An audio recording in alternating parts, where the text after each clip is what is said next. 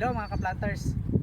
So nandito tayo, ipapakita ko lang kasi nung panahon na nag-thesis ako, ito yung aking topic.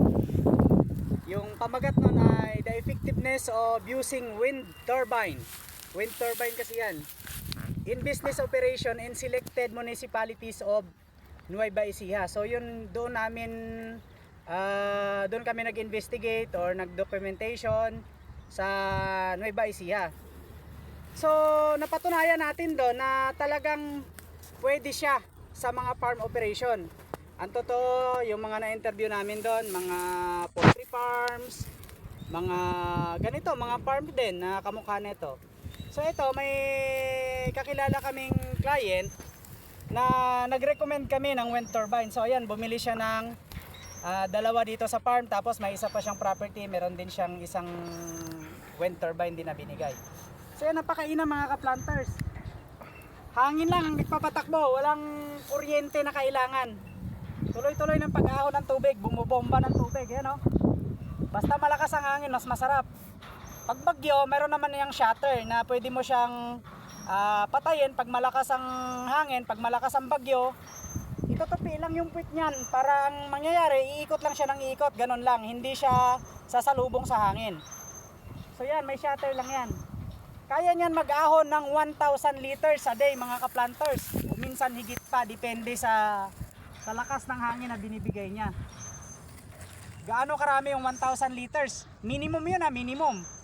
Tapos baka akala nyo, oo mahal yan, medyo may presyo yan. Hindi lang 100,000.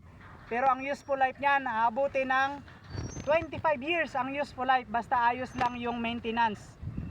So yan, napakarami nang merong ganyan mga ka-planters. Subok talaga, hindi basta kami nagrekomenda lang sa client na ibig sabihin hindi magiging useful sa kanya o hindi papakinabangan ng matagal. Lapitan natin kung paano yung sistema.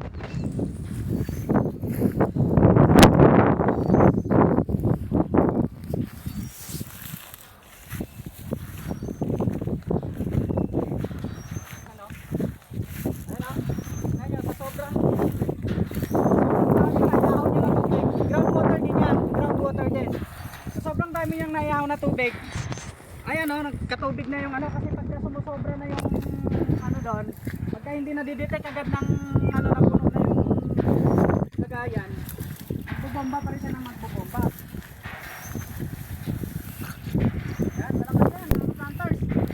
Halika ka, Chris. Ito yung tinatawag kong shutter.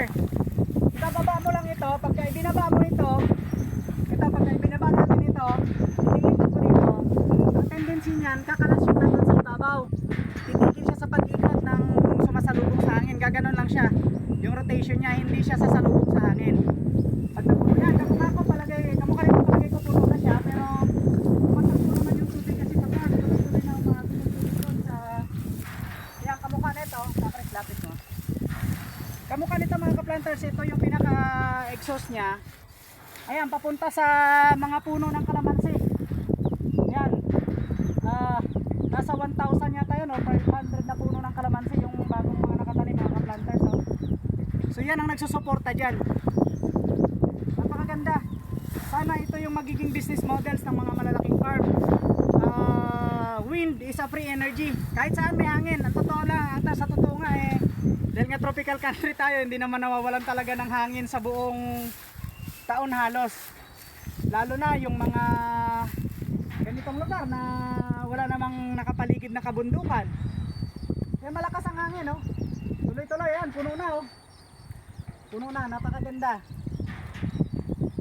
Yan, wind turbine. So, meron lang akong kakilala na gumagawa niyan sa Nueva Ecija. Na siya yung halos in-interview namin kung paano yung paggawa niyan, yung pag-set up niyan. Nung nagtitesis kami, syempre, nung 2004 and 2005, hindi pa ganito ang mga cameras at saka wala pang social media. So siguro hindi ko na i-document yan, pero yung aking thesis sa Bulacan Agricultural State College ay available po sa aming library. Na which is napatunayan natin na talagang may gamit, hindi masasayang yung Ayan, tumigil na siya Ka-Chris, puno na Ka-Chris, tingnan mo. Tumigil na siya. may sensor kasi yan, may parang sensor yan na pagka puno na, titigil na siya sa pagbomba.